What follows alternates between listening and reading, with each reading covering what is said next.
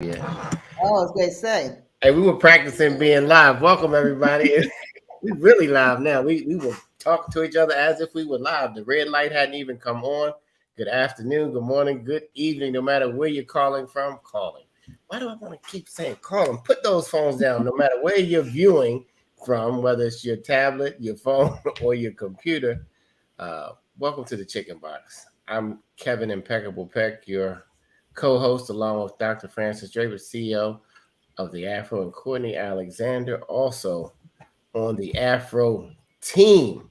We are excited. If you've never tuned in before, we are powered by the world's oldest black media company, 131 years and counting. Kudos to the Afro. Go to afro.com and check us out. But on the Chicken Box, if you're not from the Baltimore area, you probably say, "What in the world?" If you are, you know that a chicken box is four wings, fries, salt, pepper, ketchup, maybe a half and half if you're getting hungry. Hold on, bring your food and come back to the chicken box. We are going to get into it. We're a generational show. You get a chance to step on the box and let us have it. Now, and just speak your truth about whatever it is that the issue that you want to talk about or that the issue that we're talking about today. Today is black people versus money habits. Good God Almighty, money habits. Courtney Alexander, all the way from Chicago. How are you? I am doing well. I am blessed to be here. I'm blessed to be alive. I just feel very blessed today. How are you? I love it. You always come in blessed. I mean, if you're going to come in and say something, you ever meet somebody who says something about themselves and it's like a low level word. Like, if you're going to say one good thing, just say something good about yourself. Like, how are you? I'm okay. Oh, really? I'm amazing. I'm absolutely fantastic. Dr. Draper, how are you this I'm wonderful Thursday? I'm doubly blessed. We get the double blessing today. Listen, black people versus money habits. Listen, black people, we like double blessings. We definitely like our money to double. But are we doing anything habitually to make it happen? We have a special guest from AARP coming on to join us. Let's get him in the conversation. Courtney, if you will introduce our guest, Martin Booker, how are you? I'm triply blessed. Is that can I Man, keep how's taking that? it up. Take it up. Don't take it down, Martin. Take it up. Keep the energy going. Courtney, why don't you introduce our special guest? And then we'll get right into money habits, kind of what you do at AARP, because they send me a card. I'm like, wait a minute, I'm not ready. I'm not ready for the card. Go ahead. Courtney. Everyone, welcome Martin Booker. Martin is a program manager at AARP, where he leads various financial education incentives about investing, Social Security, and budgeting for the organization's 32 million membership base. After receiving a master's degree in social work at the University of Connecticut, Martin worked in the nonprofit sector in Washington, D.C., and developed a passion for helping others improve their money habits. So, welcome. Thank you so much. Helping others improve their money pay. Talk to me, Maya. I mean, hold it. Maya, you don't even look like you old enough to be helping anybody improve your money pay. Talk. What you got going on over there, Martin, at AARP? I get to. I'm honored to be able to just spend some time at AARP. Just teaching people about finances, getting to talk about a lot of different topics. When I first got to AARP, I kind of started off focusing on working on. I think one of the first projects I was able to take on was one that focused on financial advisors and financial professionals, helping people to kind of find and be educated around financial professionals.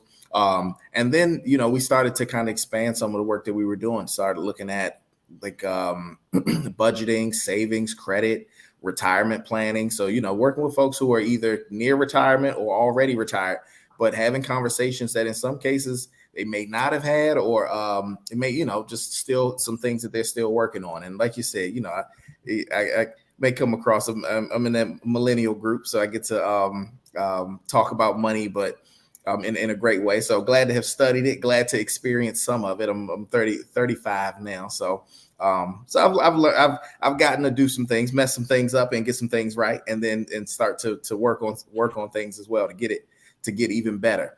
And I just get to teach along the way, teach some things that I've learned and teach some things that I'm practicing. So shout out to the money millennials out there. That sounds good. That the money I do like millennials.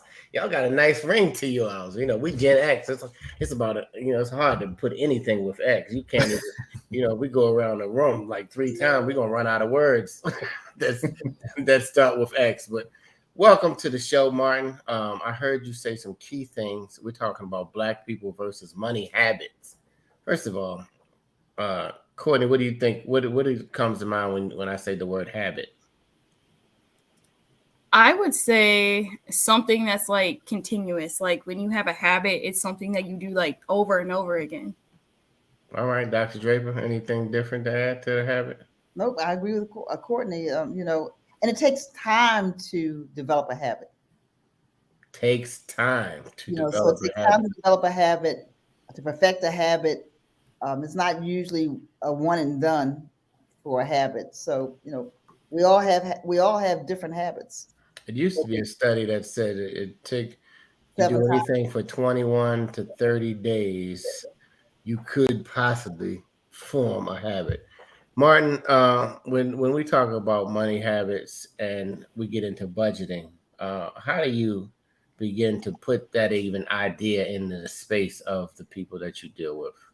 Yeah, that's a great question. Thanks for asking that. So usually when it comes to budgeting, I usually tell people and kind of start them in the space of just realizing that is one habit that is not easy to maintain, or once you start it, it's usually not easy to maintain. I make sure I tell people up front when I first started budgeting. Now, budgeting to me, I always say, it's the foundation of money management. You have to have it. It's like an organizational system. It's an awareness tool. It's really important that we have it, but it doesn't just come up. It doesn't start overnight, right? So it's not something that you start doing and then you stick with it. I know when I first started budgeting, created a budget, beautiful. I laid everything out, saw my numbers. I'm like, okay, this is what I'm spending. This is what I make. This is what I'm spending. And then this is the difference. This is what's left. And I'm like, oh, it's good to see that, right? I should have this much left after I pay all my bills and after I add in all the other important things. But then what was just as important as making it was actually going back to it and adjusting it. It's like a living document. You have to adjust it throughout. And I would find myself making it and then not going back to it and then just start spending money. Then I go back the next time I get paid and I'm like, oh man, I missed a whole lot of time. So in creating that habit, I always told people it has to be something that you consistently do. You consistently look at for the awareness, but then that you consistently provide that upkeep. So going back to it, taking the time to, adjust the numbers so that you're seeing it and you're staying close to your money. So we got to stay close to our money. And if you're not looking at your budget and you're not consistently making those updates, then you miss out on that. And one quick tip that I'll mention when it comes to budgeting is for people, when it comes to managing our money, I always tell people, don't do it. Try not to, if you don't have to engage your budget and your dollars every day. One of the things I do is I pay all my bills on payday. So I get the money out of my account and I don't have to think about, the bill that's due on the 5th and then the 12th and then the 13th and then the 16th, right? Because then you're focused on money too often, on paying bills too often. So if you're one of those people who, you got to stack of mail and you're tired of opening mail, you're tired of looking at bills, take care of it on payday. Everything that's due between this paycheck and the next one, pay all the bills on one day, and then you don't have to think about money so often. You get a chance to then take a little break from looking at your budget, operating with managing your finances, at least for that period. Absolutely. It was once said, if you just tuned in, this is the Chicken Box. How you doing, Jessica, LaShawna, Taryn, Byron, chiming in as we talk about Black people versus money habits. Do we have any kind of habit? And I ain't talking about ordering Uber Eats every day, because you that'll take your budget way over. You'll look and not looking at your money, and thinking that it's going to change, and then you wonder, all right, it's like, why did I get that overdraft? Let me tell you guys something, and I didn't know this for a long time. You can call your bank and tell them to take off the overdraft so that they will not let you, because they'll let you go for $10. They'll charge you a $35 overdraft fee. That somebody might have known it and somebody might not have known it. I didn't know it for a long time, that I could just call the bank and say, cut it, right? If my account hits zero, which praise God it never does ever again in life, but I've been there, y'all. You know what I mean? When it gets down to the teens, you know what I mean? When that account just gets low, that's when, you know. But if you, I agree with you, Martin. If you do not take a look at it, is, you know, just closing your eyes and hoping. Because for years I had more month than money. Somebody out there say, hey man, I don't know if anybody else has ever had more month than money. But it is good to get on the budget. I just had to thank God occasionally, like every day. Say, how in the world am I making it when I have more month than money? We Hey, have a special day. you're talking about overdraft fees. You can also call your bank and twice. Most banks, they'll forgive it twice too. They won't charge you the fee. And most credit companies, so card companies. So if you're late on your credit, not habitually late, but if you're late, usually twice on a credit card, you can call them and they will waive that fee. But you got to call them and advocate for it. And then if they say, well, no, if they start hesitating this your first time, then ask to speak to the department where you want to terminate your service. I don't care what service it is. The thing that we don't do well, me and Martin will talk about, we don't negotiate well. We think that if the bank says this, if the credit card company says that, if whoever we're financing our furniture with, if they say that, that's it. And another really good example is our cable bills and things like that. They always got a special in their back pocket, but everybody doesn't ask for it. You don't threaten to switch your service. And if you're in Baltimore City, you don't have that leverage because there's no place to switch it to in a lot of neighborhoods. But that's another whole question. But I'm just saying there are things, Martin, what do you think? Are there some other tips and tricks that people need to know in terms of their money management? That I'm glad that you mentioned. You brought up some of my favorite ones, Dr. Francis. When it comes, so I always, one of the things that I always mention to people is to set a reminder in your phone at least once or twice a year to call any, like all the companies you pay, and just simply say, my bill is a little too high. And, say my bill's a little too high. What can you do about it? When I tell you that this has consistently, or let's say habitually, worked in my favor to just make a phone call and just say, hey, my bill's too high. What can you do for me? And in most cases, like you said, they're going to come with some type of special or some type of discount that they were able to find to lower my bill. And so I would, set all those, and like you said, especially cable. But I've even gotten to the point where cable, when they play hardball, I've canceled. I've taken their equipment back, and as a new customer, they've given me a better deal than they did as an older customer.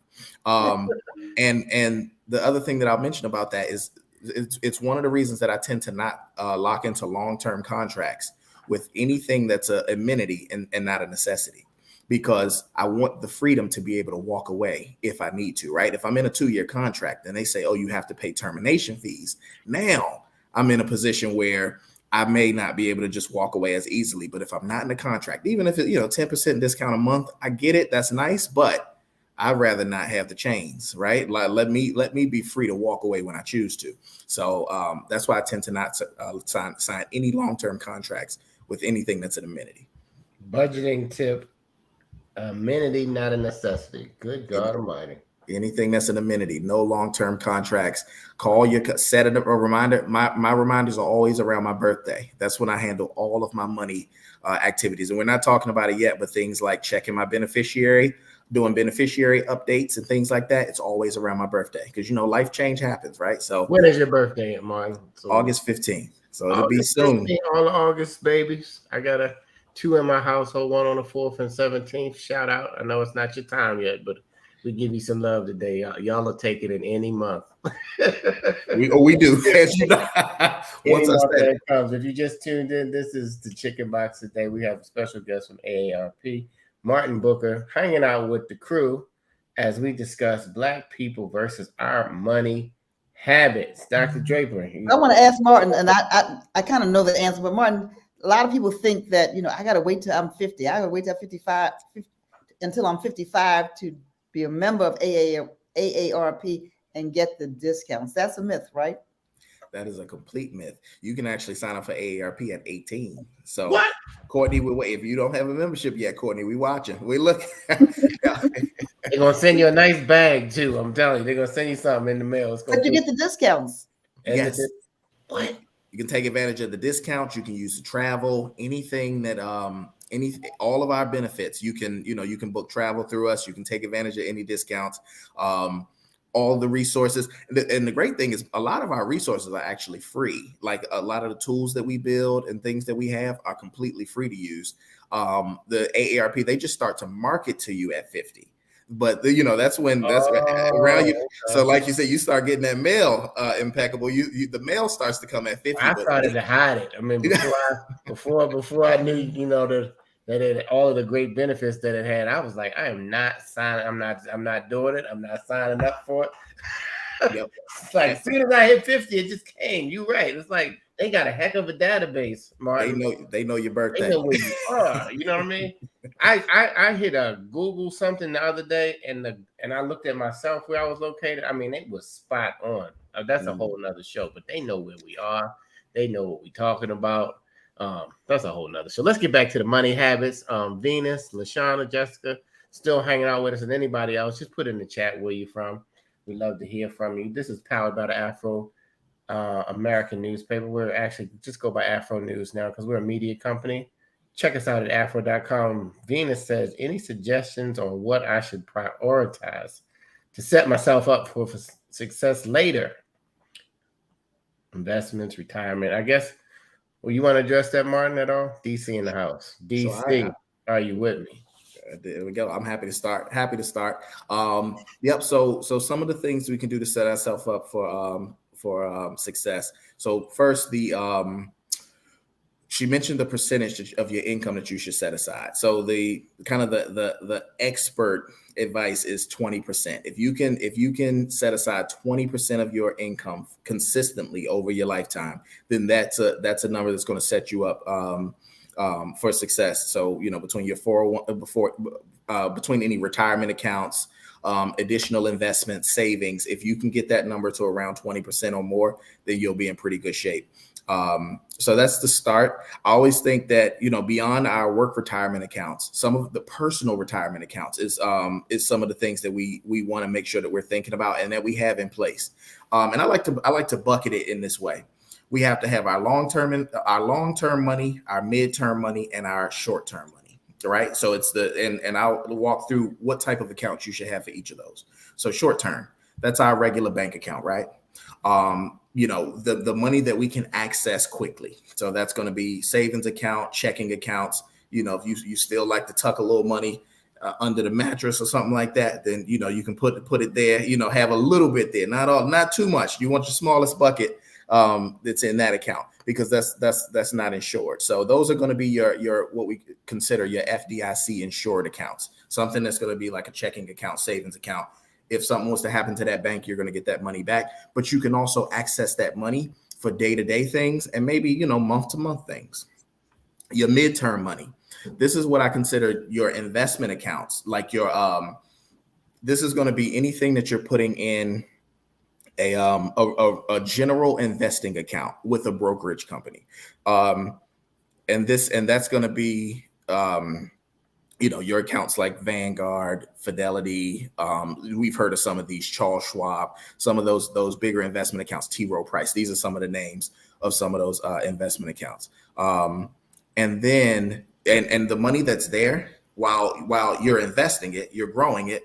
You can always sell those investments. So you're going to grow that money, but you can always sell it if you had to take advantage of other big opportunities, or in some cases, bail yourself out. Take care of family, right? Like some of those things if you have to. So those, you can sell those investments, and while you're going to have, you're going to pay taxes on the gains, you can always move that money into like real estate or other things if you had to do that. And then there's your long-term money, which I consider your retirement account. So your workplace retirement, if you have a 401k, you can put money there. But also think about, with that, you want to think about individual retirement accounts, which all of us are able to open on our own. And you can open those and just start to do some additional investing. But that money, you typically can't pull it out until you're 62, 62 or older, right? So you have there are some some regulations around when you can take that out without penalty.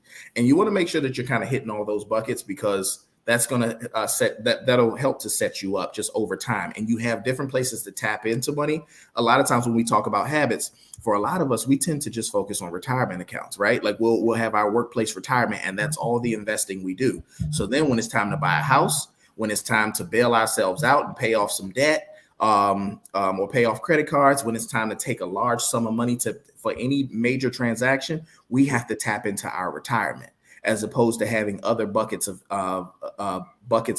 money that we can tap into to do the same thing. Absolutely. Welcome, everybody. Byron, Craig, Wayne, Frank. The brothers are joining in. The sisters always get in first, right? They just coming in first, getting the information. Fellas, we got to get the information. That's sort of an idea. The Afro and AARP, we should just do a course, some kind of digital course called Money Habits. What you guys think about that? Because we just come here every week just to spark your mind, to get you to think in a new way sometimes. And thank you, Venus, for the question, because you made me say, hey, we need a playbook that we can create, and it may be a great partnership to work on for the future, because we have Gen Z, we got Martin, Money Millennial. That's your new name, brother. Who's out here? He's dropping the nuggets. He's not just handling his gen. He's going down. He said you can start at 18, and he's going up to the people who might have missed the information as they travel through life. You can't assume that everybody got the information. So the Afro has been informing for over 131 years, inspiring and educating, and that's what we're here to do. We thank you, Martin, for beginning to share. We have some questions that are popping up. Byron Deese says, what are your thoughts on paying off debt versus using money for savings and investing? Anything? That's a great question. And I want to make sure that I'm welcoming you, Courtney, and you, Dr. Tony, as well as you, Mr. Impeccable, to jump in as well, because I know, like you said, there's experience, there are things that I'm not even thinking about at the moment. Or you may spark a thought. Listen, that's why it's a multi-generational show. We got Z, there we go. We got the X, we got the Boom ZM. That's Dr. Draper. She's a hybrid, and then we got the millennial. So we got it all covered, I think. Perfect. On here today. So jump in, Courtney. What you think about that question? Have you ever thought about it? Thoughts on paying off debts versus saving and investing? Yeah, I'm still learning a lot about this. So to me, I had the mindset where, you just save your money and you just tap into your savings account when you want to pay off debt. But now I'm learning from Martin and from other episodes we had that you don't necessarily have to do that. You can use your investment accounts. So it's blowing my mind, because I'm very conscious about spending money, but I'm wow, there's another way that I can get around that and not tap into my savings account. So this is all just blowing my mind. Hey, we want your mind to be blown. Listen, I'm telling you, Black people, we bad when we get the information. That's why they try to just spin it all around all the time, so we don't get the information. That's right. Because we what we do with the information, they oh, Black people can't quarterback. Oh, come on, we taking over that position. Anything that we get the information for, if we haven't created it, we take it over. Anyway, we move fast. I'm sorry. I was on the chicken box. I'm sorry. Not the opinions of the Afro. These are just impeccable. and that's good facts. I think it also goes around the cost of money. So if the money that you're saving right now is a lower return than the interest that you're paying, you want to look at that, and that's usually the case, right? Depending on what your investment is. So if you're in a regular savings account, take a look at it next time, especially if it's attached to the bank. That's almost like throwing money away.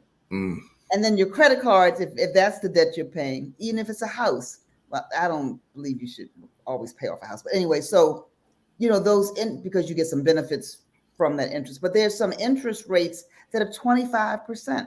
So I say to people, if you have a credit card, make sure that whatever you charge, you can pay off at the end of the month. So what I do in a short-term investment, I don't know, Martin's going to tell me whether or not I should just stop this habit, but I'm going to tell you what I do. My bill money is in an interest-bearing account, my bill money. Maybe it's only there for 30 days, it's rotating.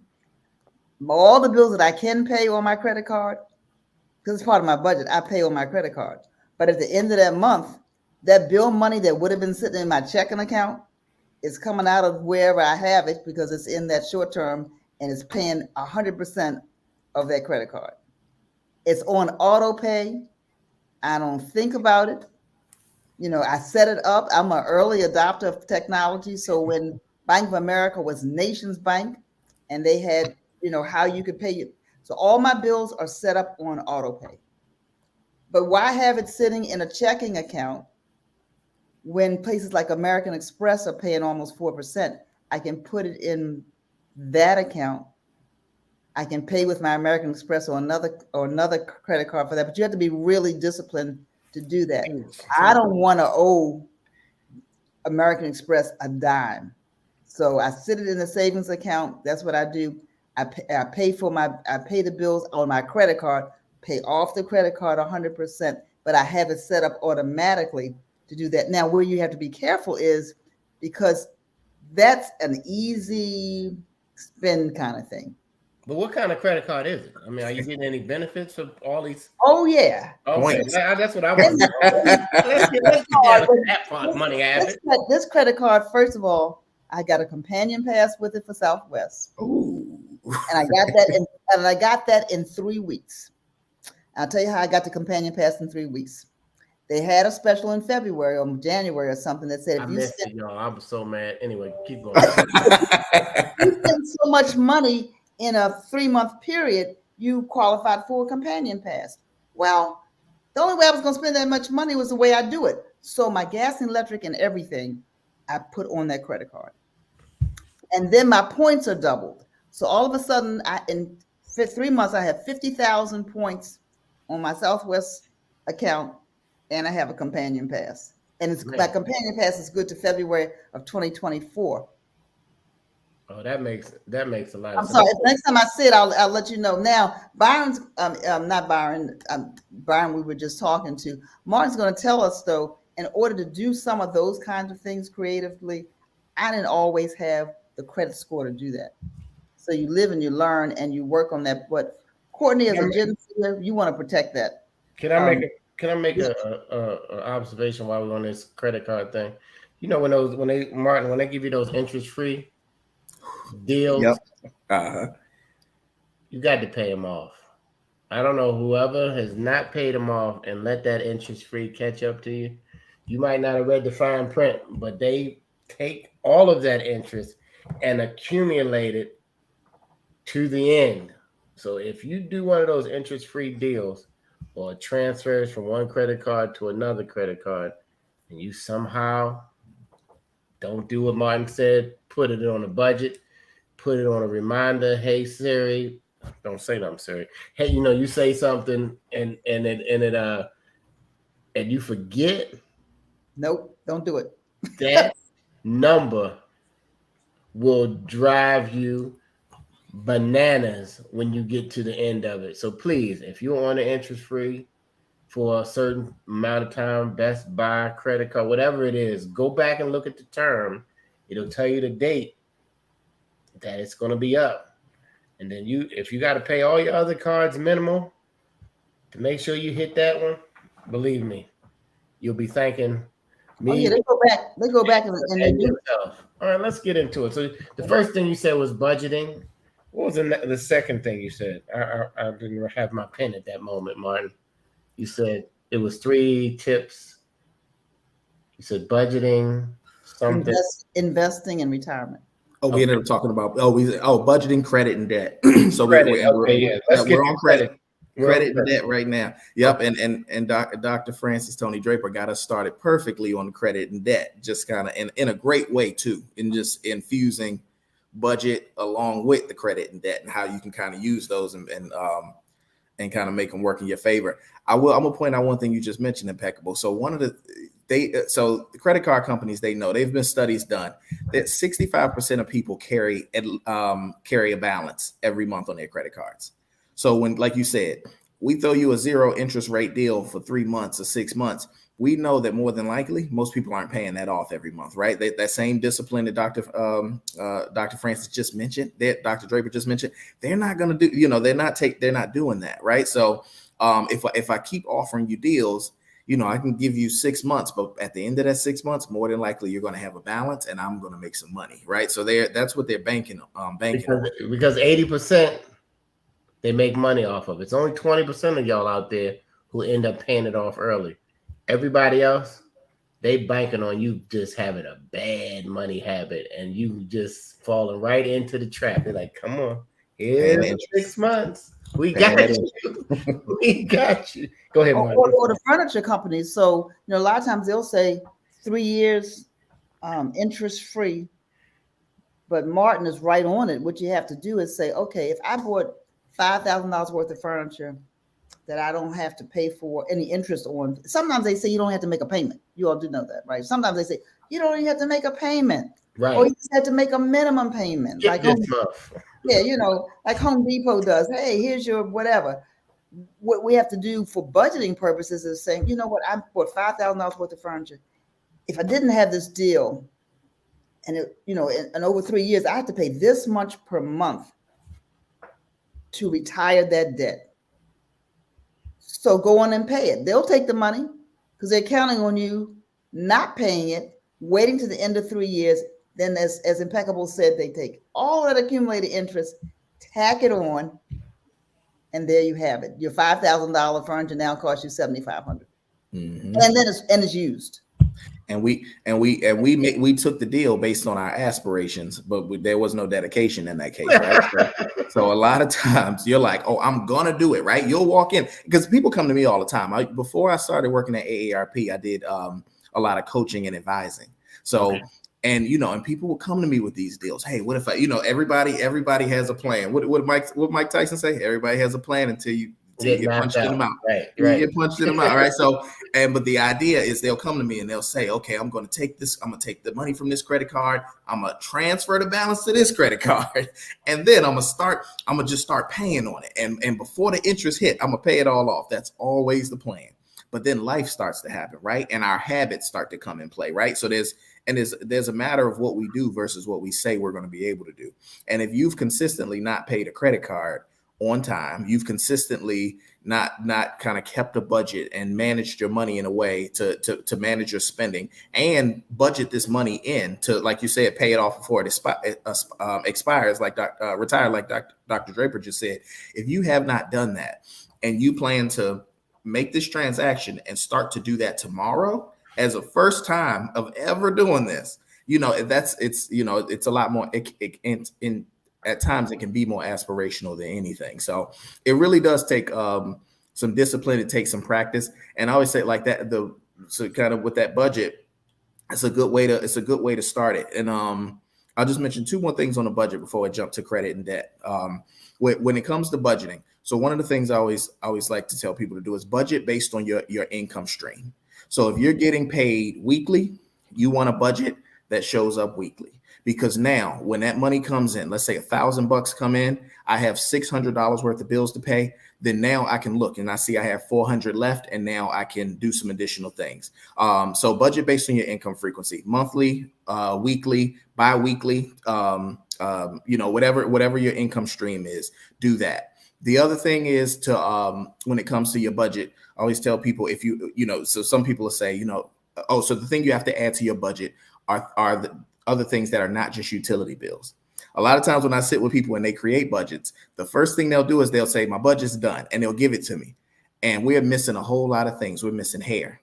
We're missing nails. We're missing haircuts. All of our grooming. We're missing the coffee and the snacks that we happen to pick up, throughout the day or when we're out commuting. So these things, they have to go in the budget too. And if you don't know the exact cost, just estimate up. I always say round up on your expenses and round down on your income, right? So if your income fluctuates, if it's sometimes 1,000, sometimes 800, say that you bring in 750, right? So the additional, you can always bump it up, but when you're projecting out, you don't want to say that you were going to bring in 1,000 a week or 1,000 every 2 weeks, and you're really bringing in 800. So now your budget is out of whack.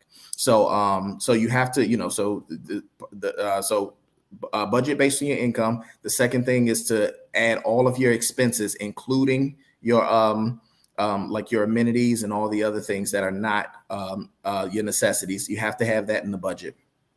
Gas that has to go in the budget, or any transportation costs and things like that. And then the last thing is just kind of make sure that you're consistently. So after you pay all those bills once a month, I mean, pay your bills on payday. Get the money out of your account so that you're not competing between paying a bill and, a couple of happy hours or a couple of fun things that you might want to do. Pay the bills, get the money out of your account, and then look at that difference, because that difference is what really makes the difference for us. And from what you make versus what you spend, that difference is what's going to help you to pay down debt, save more money, invest your money. And if that difference isn't large enough for you, then that's when you start to have those, you look at that expense line and you figure out what can I cut? But then also look at your income line. We all got a little bit of hustle in us. We probably all got some talent that we can make a little bit extra money from. So you can figure out, you can only do one or two things: increase your income or lower your expenses if you don't have a large enough margin in your pay. So, take advantage of that. But that budget's really going to help you. It's, like I say, you stay close to your money. That's what keeps you in line. And on payday, pay your bills, mark it off, and adjust the payments. If adjust the payments for, adjust your payments for what you had to pay versus what you budgeted to pay. And I like to keep those year over year, because that's when I would look back and I'd say, okay, in May of last year, how much did I pay? How much was I paying for utilities, or how much was I paying for groceries, right? How much was I paying on this specific bill? And when I see that it's gone up significantly, that's when we making those phone calls, and we got to figure out, how do we get these bills down, or what else can we do based on our lifestyle? They used to say back in the day, when it was a checkbook, which is before it was digital, they said you can tell what a person loves by just going into their checkbook and going through the ledger, and you'll see. You might not say you love it, but where your money's going the most. And if you hadn't learned how to cook, the Afro has a beautiful cookbook with 140 recipes. You want to save some money, you eating out every day, there you go. That's how you can shave off some of those bills and stop eating out. But look, we just tuned in. This is Black People versus Money Habits. This is the Chicken Box. We are almost halfway through. We got Martin Booker from AARP. He is on with us, giving us some money habits. We just talked about budgeting. We're about to go into credit, the mysterious 10th wonder of the world. Credit. You pay it off, you go down. You add something to it, your credit score goes up. I don't know who came up with this whole credit deal, but let's get into it, Martin. I'm sick of credit. I wish they could take that score and throw it out the window. Anyway, go ahead. Hey, so, yep, and I completely understand that. So I'll start with just the credit system. I always say, we have to always one of the things that I always like to say is, keep good credit, but don't rely on it to live your life, right? And don't rely on debt and your credit to have to live your life. Your credit, if possible, take advantage of your credit for some of the bigger things that we could use, right? If you want a big real estate investment, you want to purchase real estate for yourself, we can think about credit for that. The credit cards, if you have the discipline, you could use it for the point system, right? If you're really good at that, then take advantage of that for the points.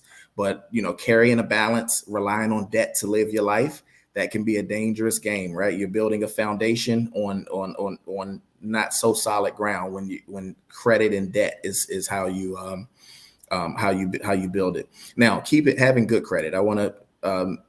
I mentioned, when it comes to having good credit, one of the things. So one of the ways that you can actually build your credit without actually carrying debt or paying interest is I believe one of the only ways to do it is with a credit card.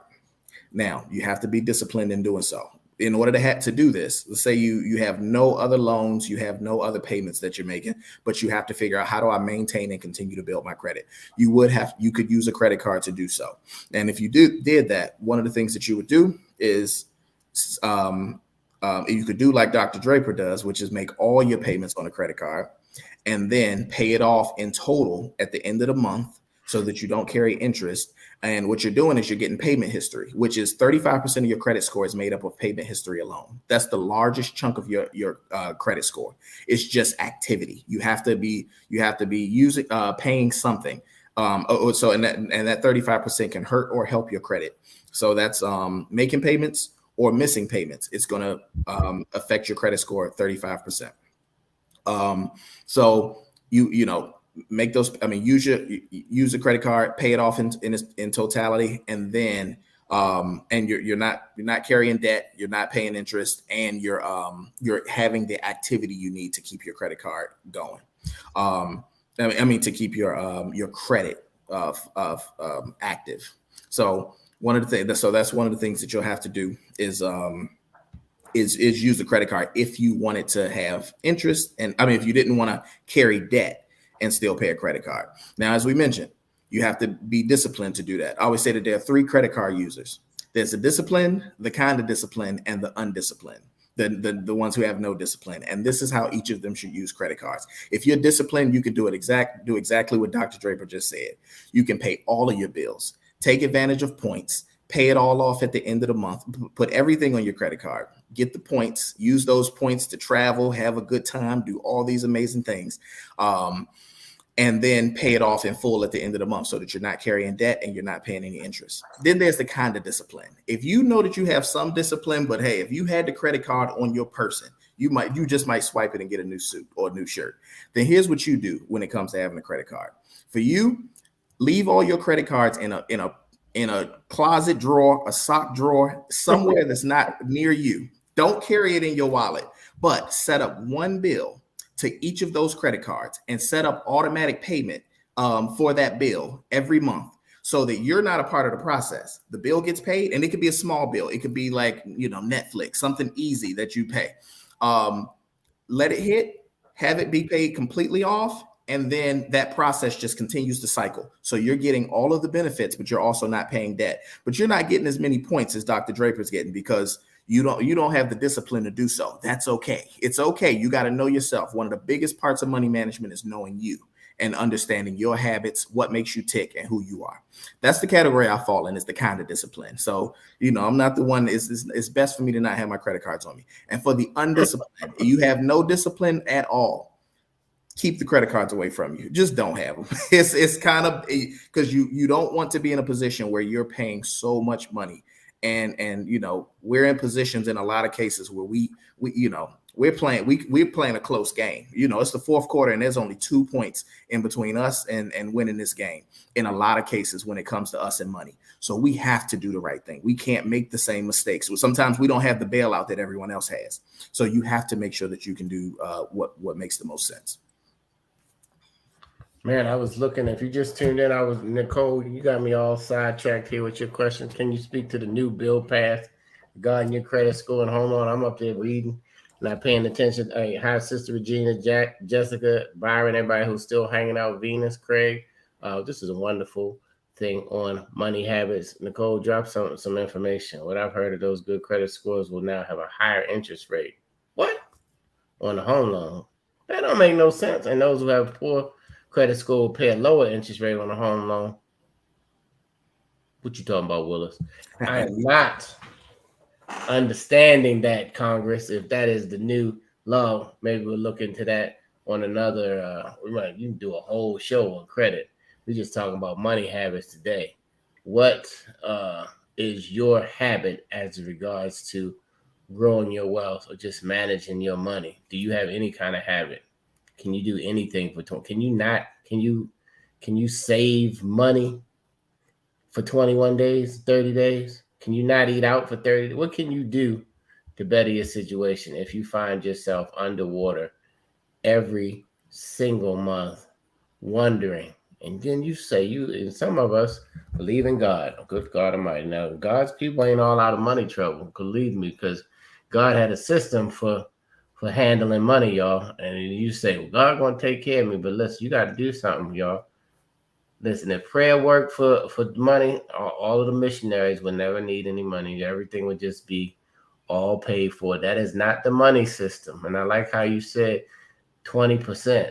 So my thing is tithe 10, save 10, and live off 80. I learned that when I was in my 20s, and I have applied it and now begin the part that once you save enough, then you can invest it. That is not written everywhere, but that is the impeccable way.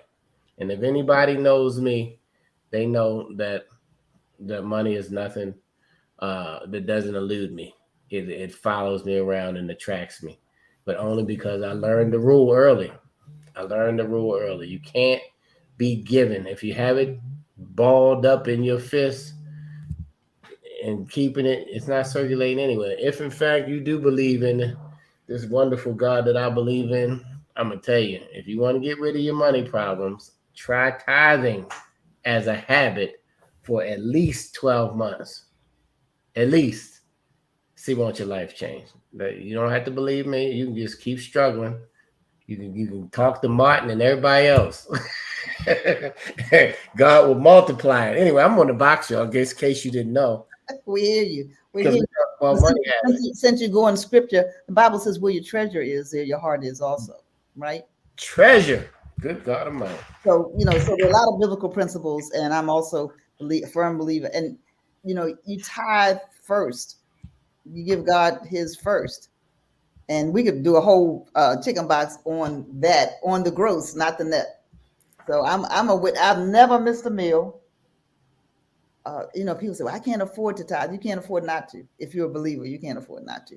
All right, I'm not gonna get on the box on that because I could stay on the box on that. Get on the box because listen, y'all, we come across so many people in our community who have the money problem, right? And a lot of times you want to hear everything else, but if somebody gives you something that's working, are you listening to it? Or are you saying, that don't work? You know what I mean? Yeah, but something Martin said too is so important. Do we really need I don't know how much it is because I don't drink it, but the $8 cup of Starbucks, do you really need that? Yes. No, I'm just kidding. If you do, then put it in your budget and see where it fits. But it might get the small one. Don't get the grande. Get the little one, y'all. It may not fit every day. If that's something that really gratifies you, you love it, then something else has to give if you can't afford to do that, right? So you got to make some choices. The problem with me before I learned how to do this was not wanting to make choices, and that delayed gratification, it can wait. But I talk to people, if they don't, and I'm shouting out Starbucks, it could be anything. It's because it's so high. I don't know. People going in come out and spend like $15, $20 a day. Well, high is relative, Dr. Draper. It is relative. It's relative to where you are. It is relative in your life financially. Now, if it hurts your budget, I say get the McDonald's version. But it really hurts your budget. It don't taste the same. Do it at home. It doesn't taste the same. But Courtney, jump in. I know you said this is an information class for you, but where are we going? You went to Starbucks and made me lose my train of thought. Anyway, we were talking about Martin. Help me out. We were talking about we just finished. We were just talking about credit and debt and just the discipline behind that. The discipline that you need to manage that system well. I had a question more on like earning money, because I know that you specialize in like assisting people with earning money.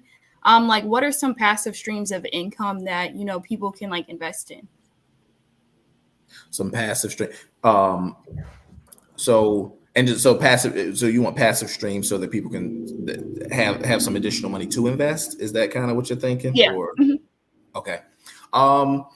So I have we have a team. Actually, it's my joint, the team that works with me that actually focuses on that a lot.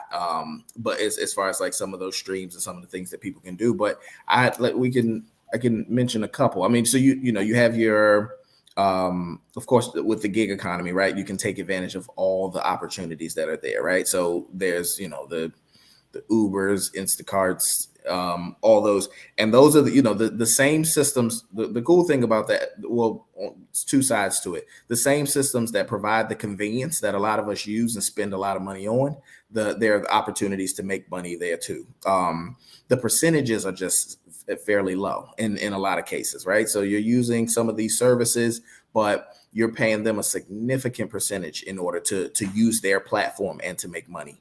So if you go that route, of course, it can be helpful and it's very convenient because you can do it at your own time. So you're paying a convenience cost to be able to use their service, as opposed to like a part-time job when you have the gig economy.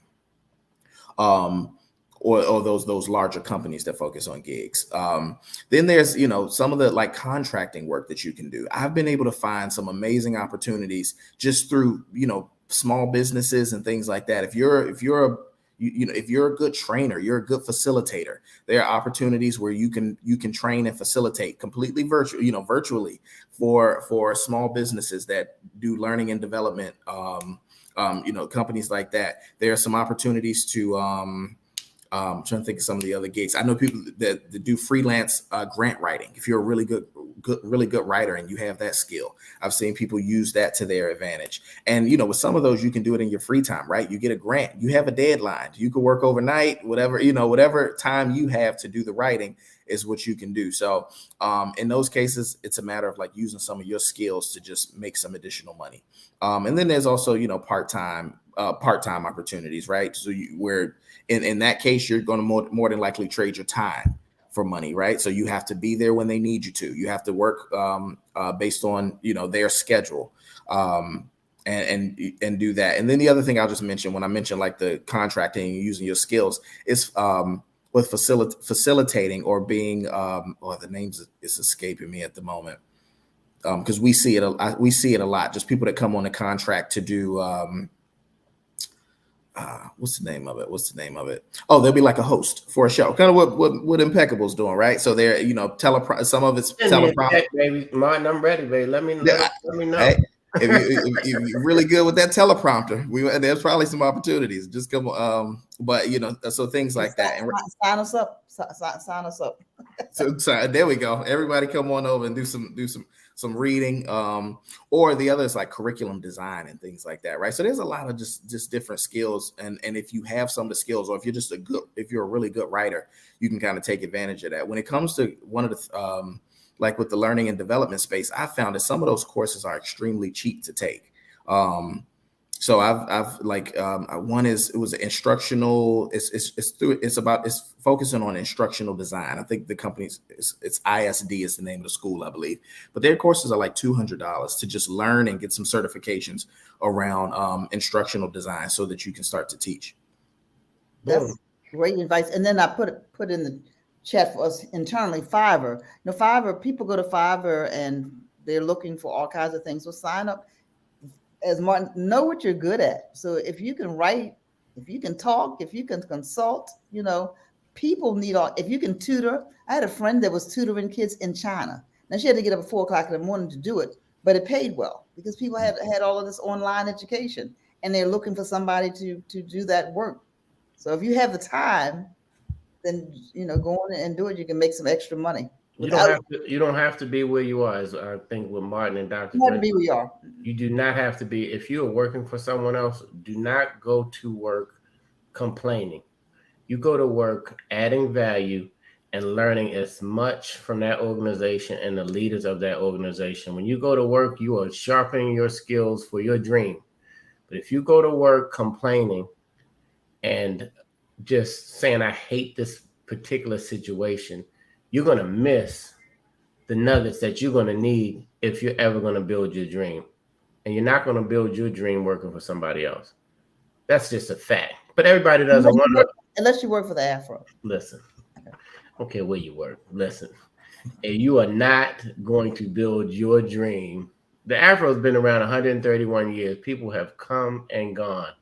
And prayerfully, they will continue to be. But we have been the ground that a lot of people got their start from. They don't finish always here. Some do. But the thing is, what are you learning when you're at AARP, Martin? What are you learning when you're working from somebody else? Are you missing it every day because you're going on with the wrong attitude? Add as much value as possible. Do your job with excellence and learn those skills while you're there.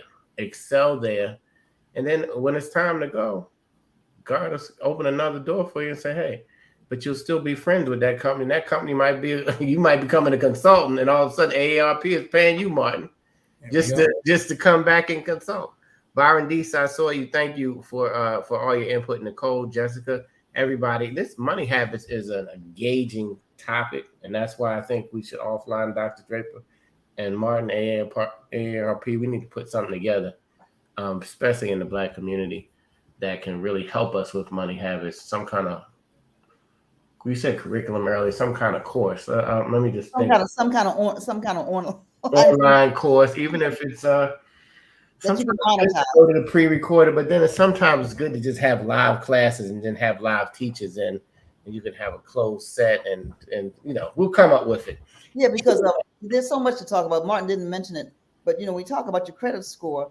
Be careful how many inquiries you're going to have on your credit. So if somebody's going to do a hard inquiry on your credit, let's say you're shopping for a car or a house, do it in 30 days so it only dings you once. Don't say, well, I'm going to shop for a house in March. Okay, wait a minute. Now I'm going to shop for a house in May. And I'm going to let somebody pull my credit. Always ask them, is it a hard credit pull or a soft credit pull? If it's a soft credit pull, it may not impact your score. But if it's a hard credit pull, and guess what? On the FICO score, it doesn't add, what is it, Martin? 7%, 10% of your score, something like that. It's not a big number, right? But if you have more than 2 hard inquiries on your credit, then you get dinged for that. You say, well, that's not many. It's not, but that's just the way the system works. So it's not a high percentage. It's a jacked up system. That's all I gotta say. Well, it is, and the system is different. Oh, let me say this, and I'll be on the box and I'll be off the box. Hope everybody knows that you can check your own credit score free through a government website. Maybe Taryn can find it real quick. Free credit score, something like that. I'm gonna type it in the chat. Don't you worry. Okay, so it's once a year. When you do it, check all 3 rating services. Don't just check one. Check all of them. It's free, and it gives you this detail about your credit. A lot of times you'll find that somebody with a similar name is on your credit report. You can dispute that right online. And I've found that if you got a good argument for why it ought not be there, it comes off. Even if you say, I don't recognize that debt, I never did that thing. You wondering why your credit score is 550 when it should be 750, it's because your credit report is inaccurate, and we don't do anything about that. But once a year, you can get that free. Yep. So, free once a year. During the pandemic, they made it free. They made it free monthly. I'm not sure if they pulled that back yet. Just so you know, they had provided that as a monthly option during the pandemic. But to what you're saying, if you have to dispute or check anything that's on your credit, go to Equifax, Experian, and TransUnion. Go to all 3, and you're able to do that for free. You can do any disputes free of charge. But I want to make sure I mention one more thing, because we've talked a lot about credit. When we talk about the scoreboard and the goalposts that we want to reach, I want to make sure that we know that our net worth is more important than our credit score. We have to make sure that what we're looking at and what we're consistently scoring, the metrics that we're using is net worth as opposed to just credit score. We're taught about credit first, right? And we're taught build your credit, have good credit. It's important. And a lot of times that's the way that we can make larger purchases, right? Since as many homes aren't being passed down in our communities, we may not be getting that, $200,000-$300,000 gift from family to buy a home, right? Like I know some communities where that's happening a lot. It happens for some of us, but it doesn't happen for everybody. So since that's the case, we want to make sure our credit is good, but we have to consider our net worth and think about that. And your net worth is what you owe. What you own minus what you owe. That's what's going to make up your net worth. So if you have $100,000 in a retirement account, but you owe $80,000 you had $80,000 in credit card and car loans, then your net worth at that moment, if those are the only 2 things you had, then your net worth is $20,000. And you want to continue to increase that. So you want more assets, you want more cash, you want more items that are of value, and you want less debt. That's how you build up your net worth, and you want to see that number increase year over year. And that's an important thing to work on. Here's one of our favorite friends, y'all. If you're in the thread, holla at Byron Deese. He is a wealth manager and a relationship manager. He knows exactly what's going on with everything in that area. We touched on it, but if you need to schedule, and I think it's a free consultation, go right there, jump on his schedule. He's been a friend of the Afro, and he will put you in the right direction to give you some more information. Man, where has the time gone? We've been talking about money habits. We're about to get on the box. Y'all, thank you for hanging out with us. You know, it's not like they're going to cut us off, but we're going to respect everybody's time and schedule. We're going to go around real quick. Courtney, you're on the box. Money habits. Talk to me. Yeah, Martin, thank you for joining us today on the Chicken Box. I love that you're sharing your knowledge on money management, investing, and saving, because I feel like a lot of people needed to hear this, like especially myself, because a lot of people, like live paycheck to paycheck in America. So this is knowledge that can like literally change someone's life. So thank you again for joining us and, for sharing your knowledge, because, knowledge is wealth. So thank you again.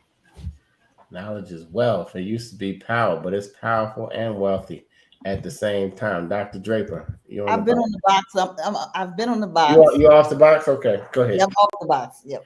All right, well, I'm on the box with you. Handle your business, everybody, or it will handle you. That's why I used to tell my kids early, and they know it. Handle your business. Get your stuff done, or you will look up and it will be on top of you, and you will be anxious and you will be worried, but you shouldn't be, because you didn't do what you were supposed to do. You just, it'll take care of itself. The budget don't matter. I can eat out with it. All the overdraft don't bother. The credit card, I can skip this month. I'll put it on at the end. Stop handling your business in a low-level way. You need to be empowered, especially in your finances, so that you can do something amazing in your community. You can't do it. I mean, you can do it without money by just loving and helping people, but believe me, the money goes a little bit further. So I'm off the box. Martin, our special guest from AARP, thank you for hanging out with us at the Chicken Box, powered by the Afro-American newspaper. I'm going to say it again, y'all. 131 years. Nobody owns us. We've been a Black-owned company for 131 years. Support us, afro.com. We need your input. Like us on Facebook. Like us on Instagram. And if you can, put down one of them Uber Eats and get an Afro subscription. It's $40, y'all.com. The information that you will get from this media company will far outweigh what you invest. Invest in us, and we will always invest back in you. Martin, you have the final words on the Chicken Box. You're up, man. Thank you for sharing. I love your insight as a money millionaire millennial. I'm going to put all that on you, Martin. I'll take it. I'm definitely taking that. The last thing I'll mention is, as I mentioned, we focus on retirement planning, but beyond that, just prepare for your last day of work every day that you're there. So you have to save, because you never know when it's going to be your last day at that particular job, but then also when you're going to retire. And the other thing I'll just say is, while we share all this information, remember that personal finance is very personal. All of us have different situations. We all come from different backgrounds. We have different levels of safety net and people who can back us up and look out for us. So while we make these decisions, you have to make sure that you're doing things that's in your best interest. So take advantage of working with a financial professional. It's not as expensive as you think. AARP has one tool that I'm going to mention, which is the interview and advisor tool. It helps to protect you and educate you around finding the right type of financial advisor. It's a tool that's near and dear to me because I created the latest version of it. So go and look at it, go take advantage of it. And the link is coming in the chat shortly, but look at that and work with someone, because personal finance is very, very personal. Martin, you are an Afro superstar. We'll be looking to do big things. To hear the big things that you do out there in the community, and we appreciate you. Thanks, everybody. Blake, Jewel, Nicole, Byron, Craig, Jessica, Venus, whoever else. Don't blame it on the heart. If I missed your name, blame it on the head. But we thank you for supporting the Chicken Box, and share it with somebody, because somebody needs to know one thing that was said today. Always, AARP is not just for seniors, in case you didn't find out. If you missed it earlier, you can sign up as 18 years old. You can get an AARP card, and you can get your discounts early. They just start marketing on us when we get 50, like me. And, I'm over 50. So they're like, hey, we really going to hammer you. Well, I didn't know, but now you know. Okay, so and call a senior. Not they're lonely right now. Don't text them just because you got them a smartphone. Call them, FaceTime them even. They got that. Believe me. You just give some seniors some information, they'll be on it too. Spend some time and have some patience with some people. And God willing, we'll see you next week. Have a great day, everybody.